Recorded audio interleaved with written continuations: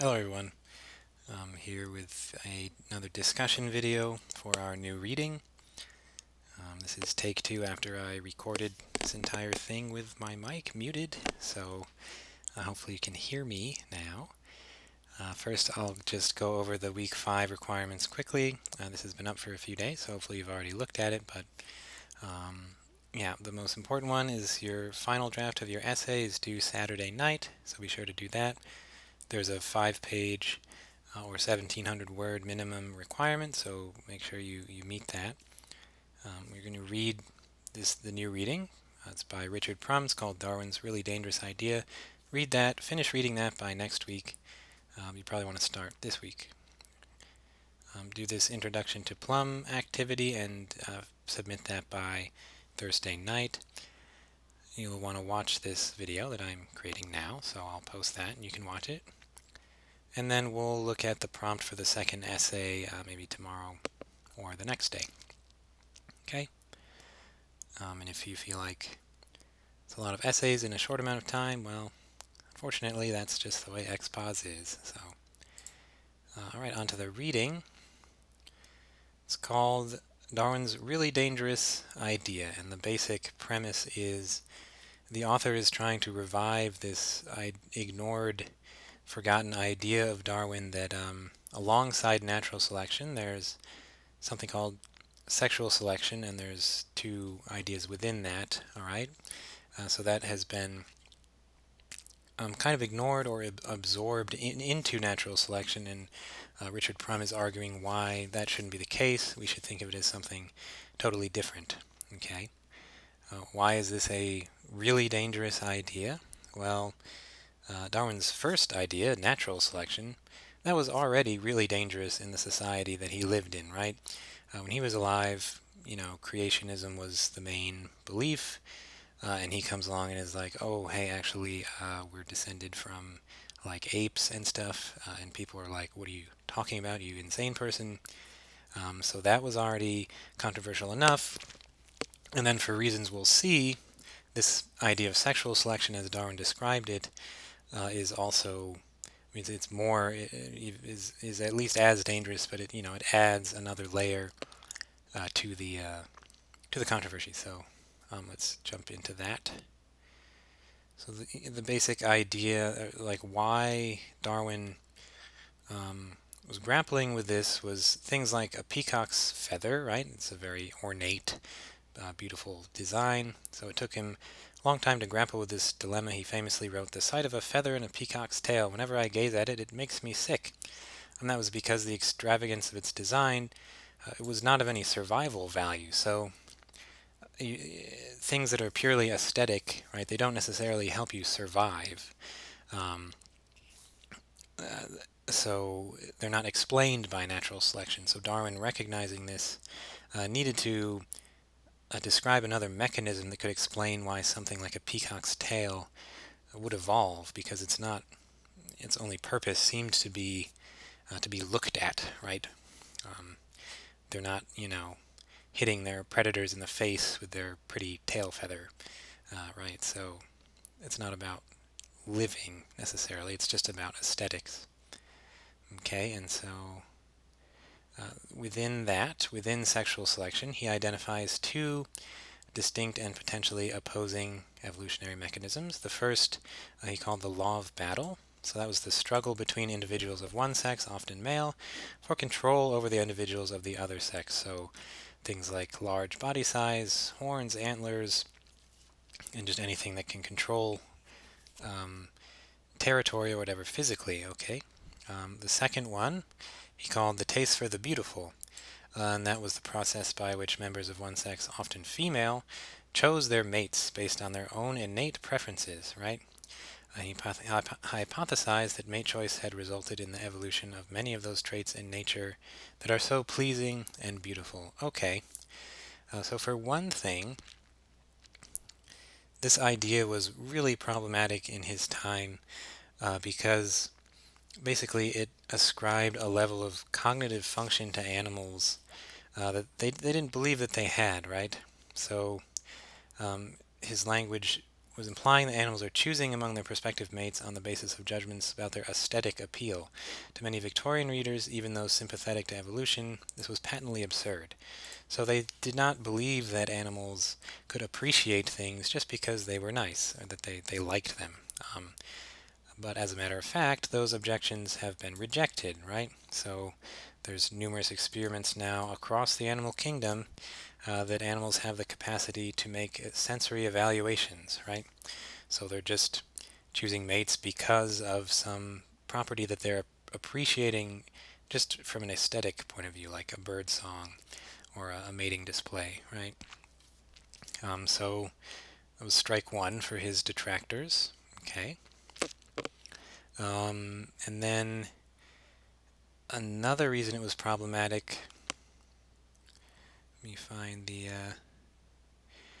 Right, so it was also problematic because it was implying that animals play a role in their own evolution.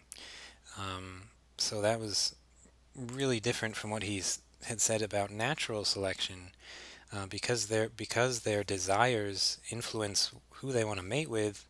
They're very much in the driver's seat, right? They get to choose how things are going to go, and so that was controversial. And then the other reason it was controversial, and even more so, I'll just read down here.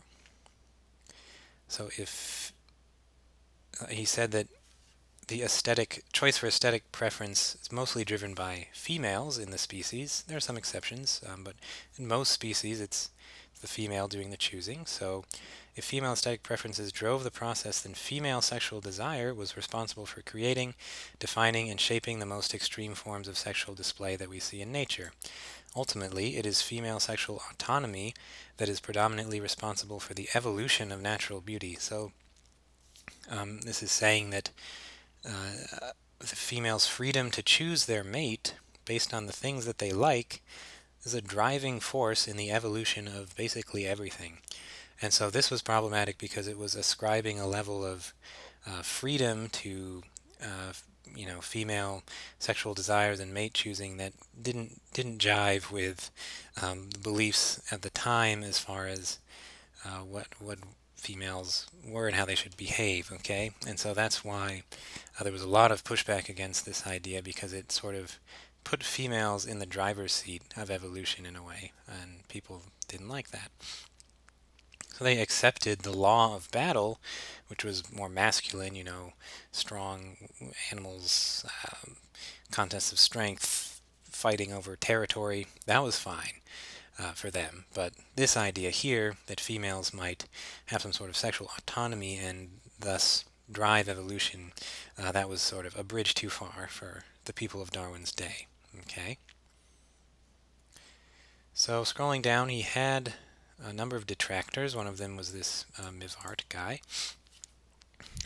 Despite the fact that he was a detractor, he couldn't explain it away completely, so he did concede that display might play a role in sexual arousal. He said, the display of the male may be useful in supplying the necessary degree of stimulation to her nervous system and to that of the male. Pleasurable sensations, perhaps very keen in intensity, may thence result to both. So if you're dating someone and they ask you if they have provided the necessary degree of stimulation to proceed with pleasurable sensations, perhaps very keen in intensity to both of you, then you should run away, because that person is a psychopath. But anyway, this just shows you kind of what the objection was and how they tried to get around it. So they're trying to remove the agency from the female, which was baked into what Darwin said. They're trying to explain that out of it by saying, if the purpose of sexual display is to supply the necessary degree of stimulation, then females don't have their own individual autonomous sexual desires, right? Rather, they should inevitably just respond to the stimulatory effects of the suitors. So they just kind of they're bystanders, basically. That's what they were trying to do, was to explain the idea away in that fashion. Okay. let's see, what else was I gonna do? I had another detractor named Wallace who basically tried to argue against Darwin using Darwin. He says that his version of Darwinism is pure Darwinism. So that was kind of silly. I'll let you read that. It's entertaining, but I don't think I need to touch on it here. The last thing I wanted to get to was this guy, Ronald Fisher. So this idea of sexual selection, taste for the beautiful, specifically the taste for the beautiful, remained sort of in the back, collecting dust. No one touched it for a while until this person, Ronald Fisher, proposed a genetic mechanism for how it could come about. So mate choice that built on his extended Darwin's aesthetic view. So Ronald Fisher was a statistician, a mathematician, sort of a titan in that field. He was also a eugenicist, so believed in eugenics, which was the idea that we should improve the human race by selectively breeding for certain traits, and that usually involved excluding people of certain races, and so that was a pretty ugly historical idea.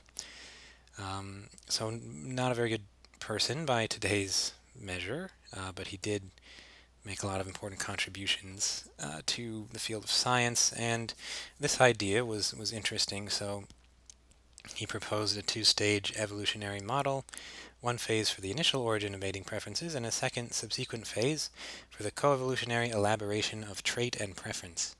So in the first phase, which is solidly Wallacean, and that was one of Darwin's detractors, it holds that preferences initially evolve for traits that are honest and accurate indices of health, vigor, and survival ability. So first, a trait evolves because it's useful. So a natural selection point of view there. It comes out first because it helps them survive, basically, pass on their genetic material. Okay, natural selection would ensure that mate choice based on these traits would lead to better mates and to genetically based mating preferences for these better mates. So that's the first step. But then, after the origin of mating preference, Fisher hypothesized in his second phase model that the very existence of mate choice would unhinge the display trait from its original honest quality information by creating a new, unpredictable, aesthetically driven evolutionary force, sexual attraction to the trait itself.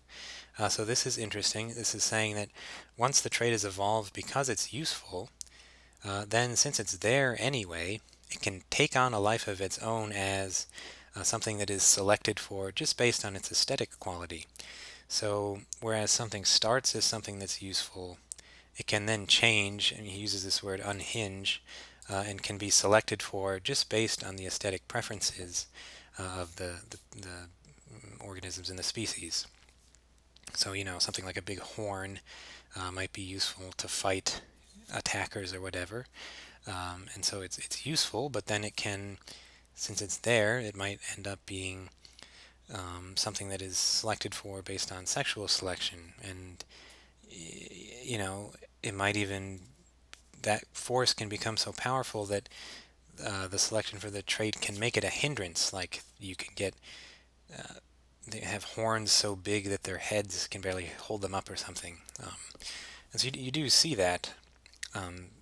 Things that have gone extinct that seem to have evolved, stuff that looked, I was like, why did they have that? That seems like it would just hurt them.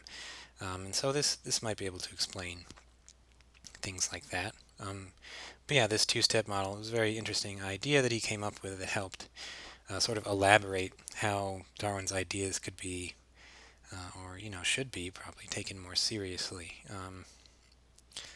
Ultimately, he abandoned these ideas, and Prum thinks this is because they went against his eugenicist beliefs. Because, so eugenics wants to say no. Let's selectively breed based on things that are that make us stronger, make us better as a species. But the the ultimate conclusion of the model he proposed was that might happen, and in fact, probably wouldn't, because we wouldn't always just pick things because they help us survive. We evolve, not we, but creatures and all living things evolve different features just because, based on aesthetic choice. And so that result and his view of what evolution should be based on eugenics, those two things they weren't coherent beliefs. And so that's why Prum thinks he sort of left that alone. Okay, so that was all I wanted to go over. Do read all of this and read it by next Monday. It's a bit dense, so take your time.